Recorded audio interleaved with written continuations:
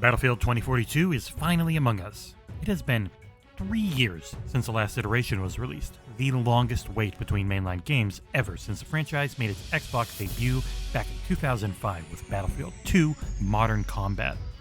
To put things into perspective, Call of Duty has released 3 mainline games since the release of Battlefield 5 in 2018, not to mention the hugely popular and free-to-play Warzone.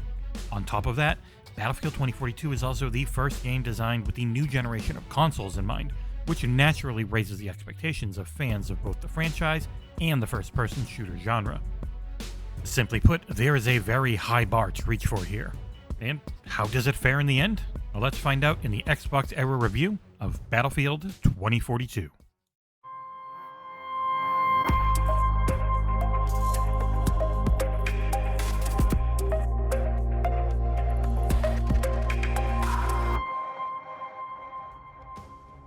The game is multiplayer only, so yeah, that means it does not have a single-player campaign whatsoever, a game mode that has been present on all iterations since Battlefield 3.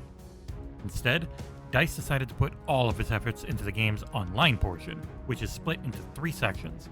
There's All-Out Warfare, Hazard Zone, and Portal. All-Out Warfare consists of 2 of the most traditional game modes in the series: Conquest, introduced way back in Battlefield 1942, and Breakthrough, which made its first appearance in Battlefield 1. Both game modes are famous for their large maps, and they are bigger than ever to accommodate up to 128 players for the first time in the franchise's history. One problem, though, is that bigger is not always better. Although they share a fair bit of similarities, Battlefield is dramatically different from Call of Duty in the sense that the former requires a more strategic approach.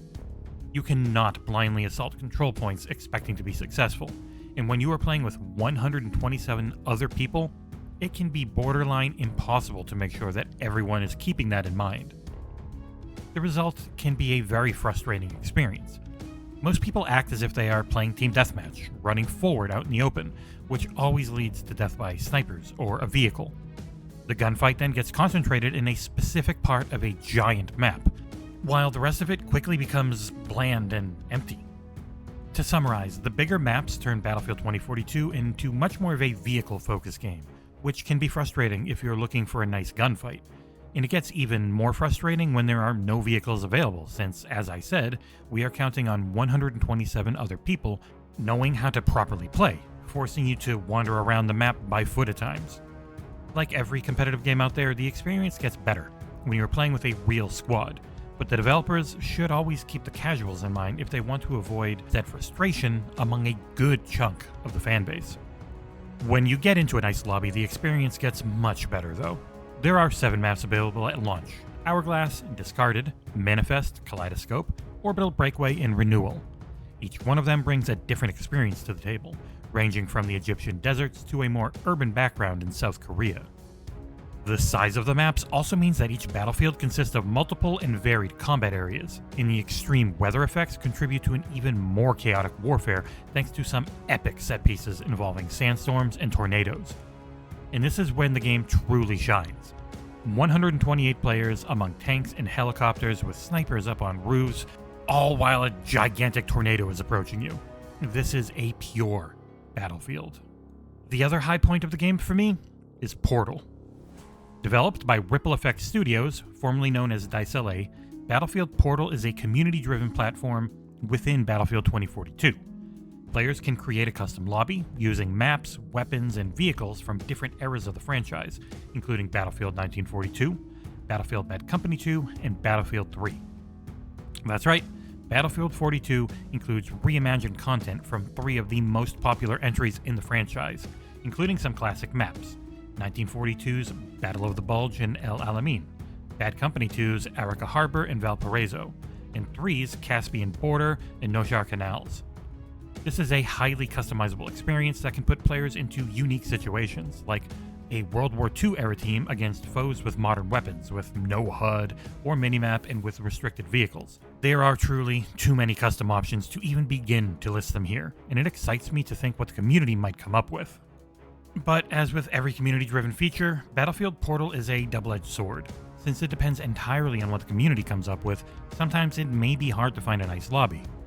For example, during the first days of early access, players started to create XP farming servers, and for obvious reasons, many players started to join those lobbies, only to find out they were XP, armed with nothing but knives.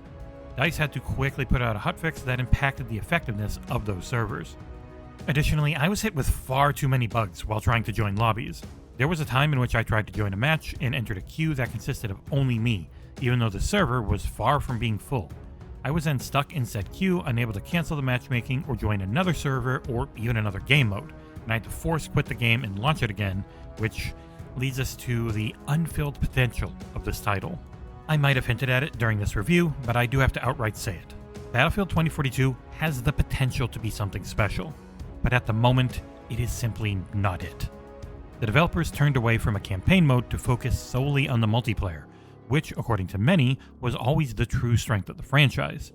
On top of the extra year of developing, in addition to the aforementioned Ripple Effect Studios, publisher Electronic Arts have also provided DICE the support from EA Gothenburg, formerly known as Ghost Games and Criterion Games, which resulted in the delay of the new and yet untitled Need for Speed game. Originally slated for an October release, Battlefield 2042 was ultimately delayed to November, but its full release leaves us with the feeling that it should have been delayed even further, at least to the once rumored March 2022 date. The many bugs and server issues spoil the whole experience.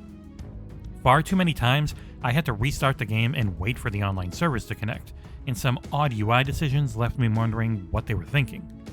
The game's Season 1 does not even start until next year, which means there are currently no battle passes available. As stated before, the expectations were very high for this release. The longer development cycle, first game designed for the new generation, a new Call of Duty coming out just a few days before, and while it certainly has the potential to turn things around, the result was yet another catastrophic Battlefield launch. The 3 years between Battlefield 5 and Battlefield 2042 have been the longest window without a new mainline game since the franchise's debut, and yet, we are left with the feeling that the game needed even more time in the oven. It is truly an ambitious game with some insanely epic set pieces, but the frustrating moments have far outshadowed the fun times I've had with it. The lack of a campaign does hurt. Although not a big deal for a decent part of the fanbase, I did love the campaign to get a nice feeling of the game before jumping into the online portion. Plus, I cannot help but feel the game has lost a bit of value while also costing $10 more than the last iteration. Battlefield 2042 has the potential of becoming one of the best first-person shooters available on the Xbox in about 6 months' time. But the fact is that, as of today, it is not even among the best shooters being released this holiday season.